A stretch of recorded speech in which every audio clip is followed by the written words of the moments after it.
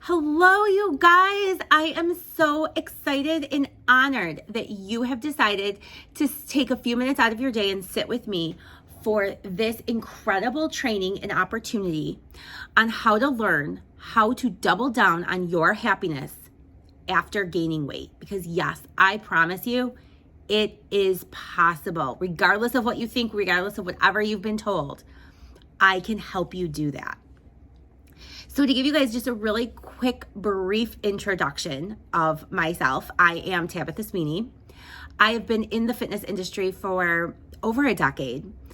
I have an NASM certification for personal training and group exercise. I have a precision nutrition certificate for nutrition and habit building around healthy habits around nutrition.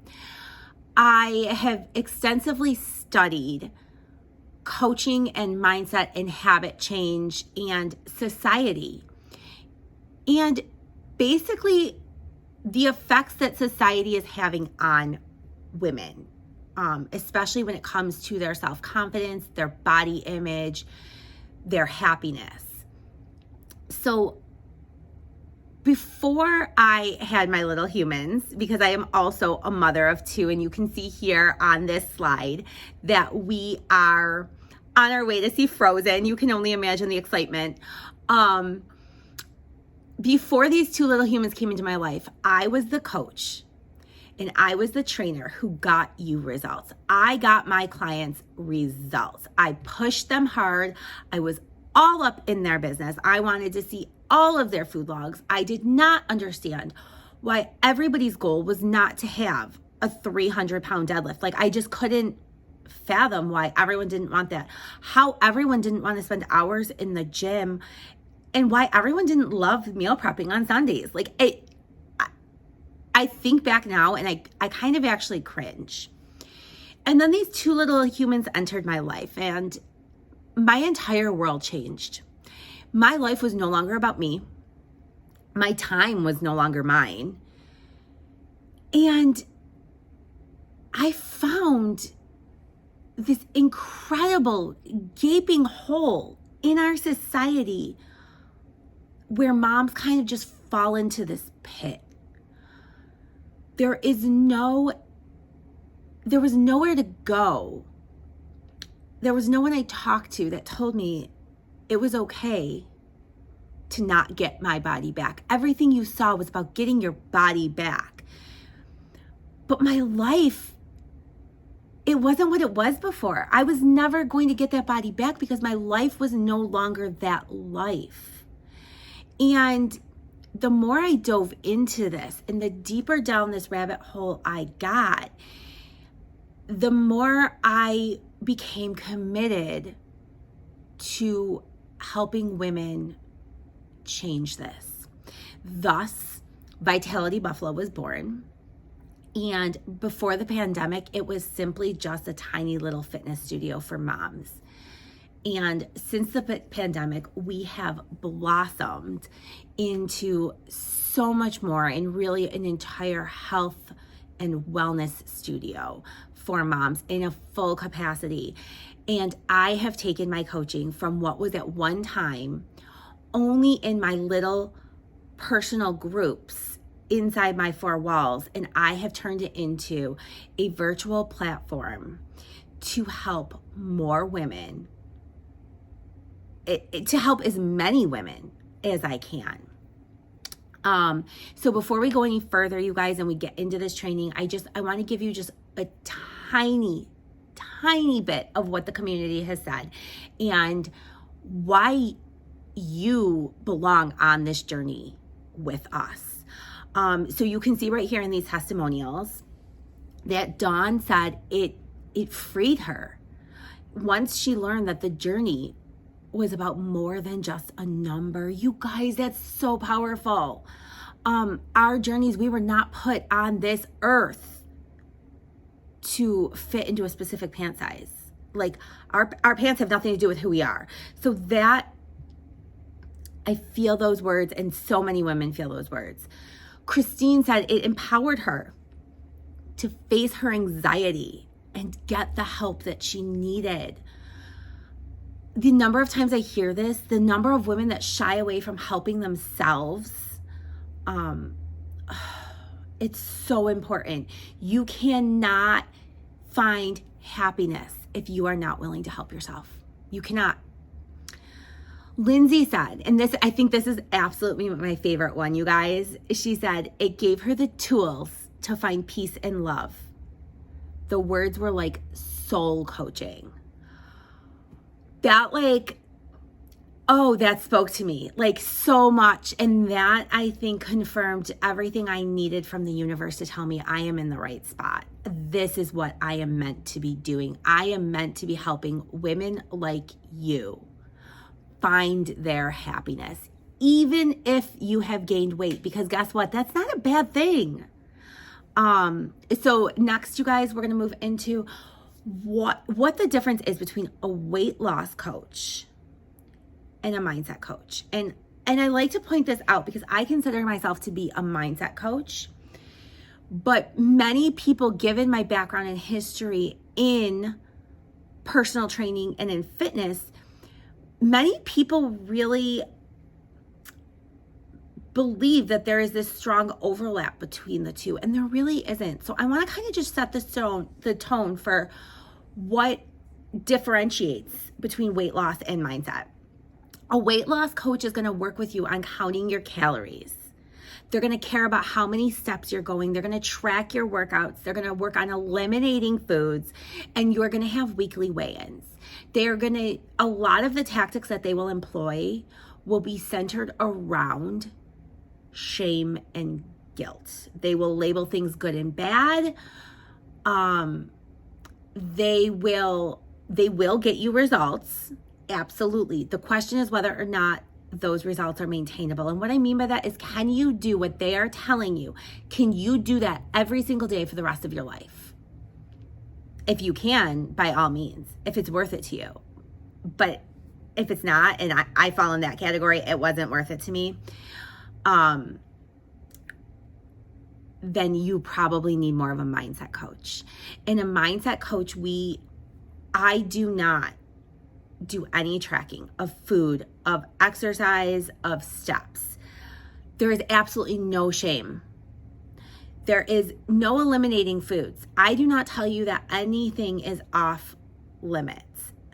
There is no weigh-ins. In fact, in our studio and in my house, I do not even own a scale. So you can rest assured I am not weighing you, measuring you, nothing like that. And there is no deprivation. So I'm going to tell you a really quick story about one of my longtime clients who, for years and years and years, back when I was in that fitness industry and I was the weight loss coach, we would constantly get her. She would lose 20 pounds and then she would gain 20 pounds and then she would lose 20 pounds and then she would gain 20 pounds. And it was this constant cycle that never ended. And she couldn't figure out why she couldn't lose 21 pounds. She couldn't get past 20 pounds, even though she had weight, what some would consider weight to lose, correct? So I worked with her early in my career, and then I took a break. I had babies. We kind of, separated. She worked with other coaches, and then she came back to me years later, and we sat back down. And now I looked at things with a whole new clean lens. And I said to her, let's go through this. What's going on? So we started talking about what she does. And what we found out was, for those 20 pounds, she lived on such a restrictive diet that once she hit that 20 pounds, she celebrated. And then that celebration led to binging. And it led to the circle that took her back up, right? She couldn't she did everything she did was all or nothing. There was no moderation. There was no conscious decision making. There was none of that. It was simply following the rules. And as we dug into it, I realized that there were things she was eliminating. One being pizza, that she had never had any intention of living without. So she could eliminate it long enough to lose the 20 pounds, but she never could eliminate it and not live without it. And I get that. I am never going to live without ice cream. So it's okay. I get it. So then when we started talking, like, let's work into a plan that allows you to eat pizza, because food is not the enemy. So that's what we did. We reworked her plans. We started changing her mindset to take our numbers off the scale and help her get results that way. So I want to say all this because, and I tell you her story because her problem was not her willpower. Her willpower did not fail her. Her strategy failed her. Her strategy was to eliminate pizza completely. Pizza was not the enemy. The strategy failed her because it was not a long-term strategy that she could commit to. Her strategy involved a whole lot of rules. And when we put so many rules around our food and we start labeling things, oh man, it's really hard to be happy, right? So the moral of this story is that diets don't work. They never have. They never will. A diet by cultural definition has an end date. So if anything that you are entering into, any mindset that you are entering into that says, I only have to do this for 6 weeks, or I only have to do this until this date, okay? That's a strategy with an end date. That's a diet. If you're entering into a strategy that has all kinds of rules, that's a diet. There are so many diets in today's world, and marketing and companies have gotten really, really good at disguising them to make them sound like a lifestyle. And I am going to use intermittent fasting, gluten-free, keto. They're all diets. Intermittent fasting, so many people I've heard tell me it's not a diet, it is a diet. Noom is another one. They've built their entire platform on saying they are not a diet. Guess what? They are a diet. They are a diet. They are asking you to track. They are giving you rules. They are labeling food as good and bad. That is a diet. And so long as you are on any sort of diet, as long as you are playing by a playbook of rules in regards to what you put in your mouth, you will not be happy. You cannot be happy. So I am here to help teach you how to find happiness and break that dieting strategy forever. Forever. All right. So here we go. I have 3 tools I want you guys to write down.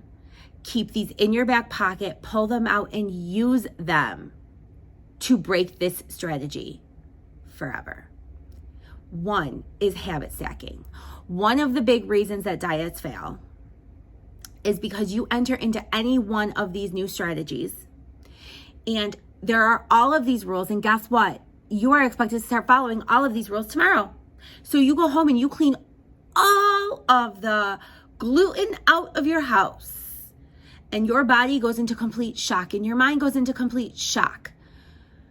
And you're walking around like this, like a little shaky and like a major, major B, right? Because you have 30 plus, 40 plus, 50 plus years of feeding your body that. And habits are not created, nor are they broken overnight. So you are going to feel physical effects of that. And those physical effects will get so strong that you will simply say, F it, and you're done. Or you will hold on for 6, 8, even 12 weeks, right?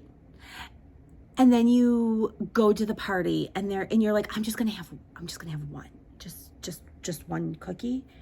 And when you eat that cookie, it unleashes this insane binge. And now you've started the fact that you failed and your mindset starts going down the rabbit hole, right? We've all been there. We know that feeling. You guys, habit stacking is a tool that will stop that.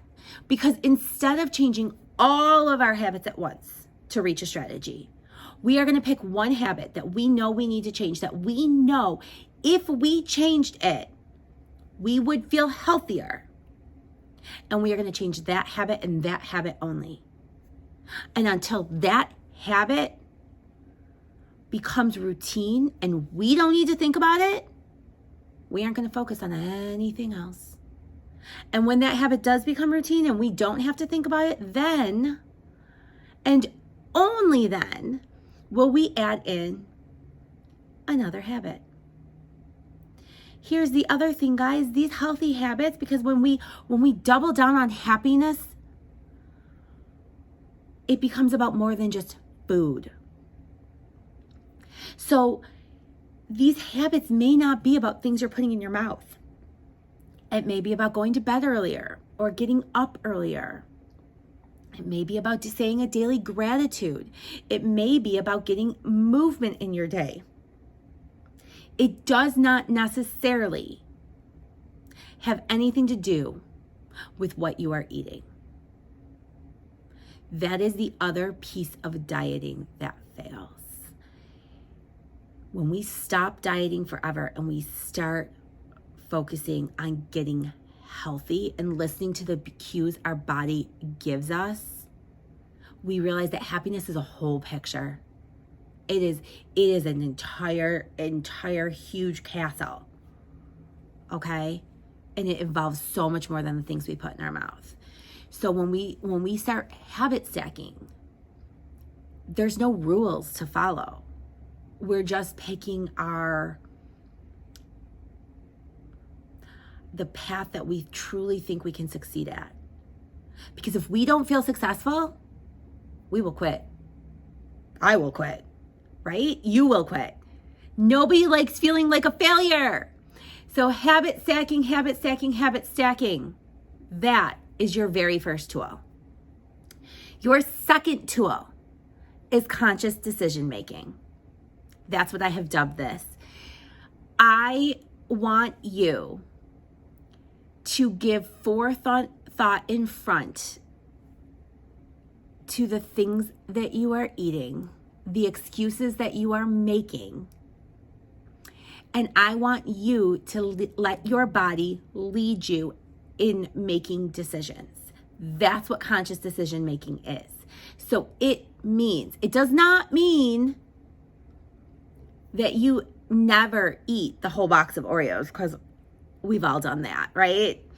Absolutely, we have all done that. But what it does mean is that you own it, you know it, and you meant to do it.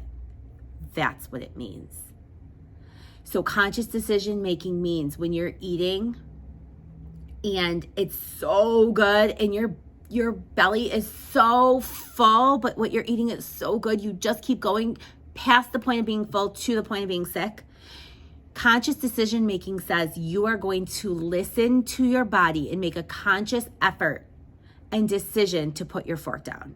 Conscious decision making says that you will start paying attention to every single thing you put in your mouth, but it also says that you will start paying attention to the would-be excuses for things that you know make you better.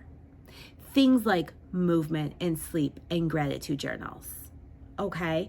So conscious decision making, like if I come home from work and I'm like, oh, I just don't feel like going to the gym today. I don't feel like, and so I might actually have like a little conversation in my head. And like one piece of me is like, you really should go to the gym because you know you feel better when you go to the gym. And the other piece of me is like, but you were so exhausted. You didn't sleep good last night. You were up with the kids all night. And going to the gym might actually push you like over the edge in how you're feeling. So then this side over here is like, well, we still have to get some movement in for the day. So let's go take a walk. And you negotiate it. But you're consciously making those decisions. Or if you decide to forego movement altogether, that's completely fine. But then you are taking responsibility for the decision to forego movement, and you are not blaming it on any outside factors. Does that make sense? So conscious decision making is really about eliminating the mindless choices we make and eliminating the excuses that we allow to sabotage our happiness. The third and final tool I want you to put in your back pocket is prioritizing your happiness. I know, this is one you never see on any list having anything to do with this. Prioritize your happiness. What does that mean? It means so much, but most of all, it means that you are going to decide to live your life now, today, not when you lose 10 pounds, not after this. There is no more punishing or rewarding yourself. There is no more, you are going to decide, I want to do that, and then you are going to do it. You are going to prioritize your happiness because taking your children to the beach and watching them play in the sand makes you happy. You are not going to stay home because of what people might think. Okay? So prioritizing our happiness, there is absolutely no way that you can double down on your happiness and stop dieting forever if you do not prioritize your happiness. Because when we get upset, when we get sad, when we do not make our happiness our priority, then it seems like we need to change something, and changing something will make us happy. So what do we attempt to change? We attempt to change our bodies. And what does that entail? Starting another diet. Some of you, most of you who are moms have long forgotten what makes you happy. You haven't thought about it in a long time because we begin living our happiness through our children. And in many instances, we are attempting to convince ourselves that we are happy. But we stopped doing the things that made us happy before we ever became a mom. We stopped doing the things that make us happy that's like way down deep in here. So this is really important, and it's not easy because it's going to make you think. I do have another exercise though. For some of you who are sitting here and you're like, well, I don't know what my happiness is. I don't really know who I am. I don't really know what I want because I have been a wife, a mother, a daughter, a sister, an aunt for the past X amount of years. I have this little exercise that I call ego versus heart. And this is one that I dive pretty deep into with all of my coaching clients because it gets us to the raw and the vulnerable, and it really starts opening up some doors. So when your ego, that is society, That is pressure. That is Instagram, Facebook, social media, TikTok, every avenue of the media and magazines and the red carpet and the news. That is the ego.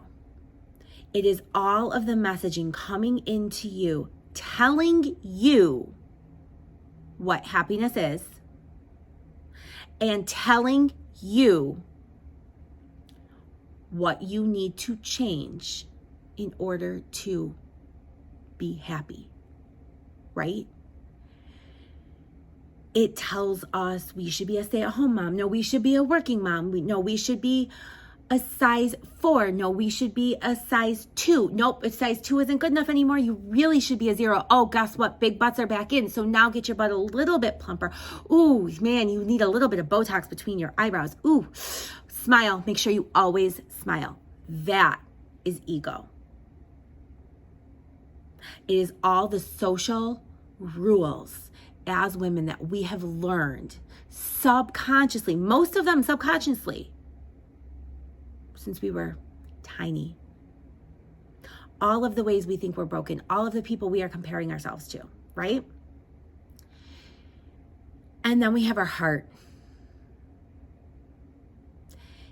And our heart is what's like way deep down here. It's actually farther deeper down our heart. It's like way down deep in our gut. It's the thing that makes your, like the pit of your stomach turn over, right? It's that thing that like when you just instinctively, inherently know that something is wrong, okay? You're taking in all of these messages and your heart is then filtering through saying, bullshit, bullshit, right? Your heart is what decides whether or not you are going to attempt to meet that social messaging. If your heart and your ego are not in alignment, if you are not calling BS on the social messaging that's coming into you, then you are trying to achieve it, okay? And if you are trying to achieve it and constantly failing, then your heart feels like something's wrong here. This isn't working. Everyone else is doing it. Everyone else is making it. Why isn't it working for me? Why am I broken? Why am I wrong? The problem is your heart isn't wrong. The ego is wrong. We're giving credit to the wrong side.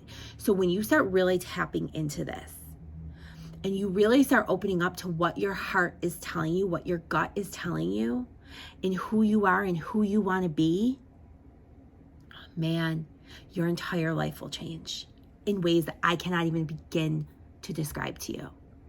And there are 3 major things that you are going to figure out when you tap into what that heart says. You're going to find out you don't need to be fixed because you were never broken. And you have always been enough. That is what you are going to find. That is my mission for every one of my clients.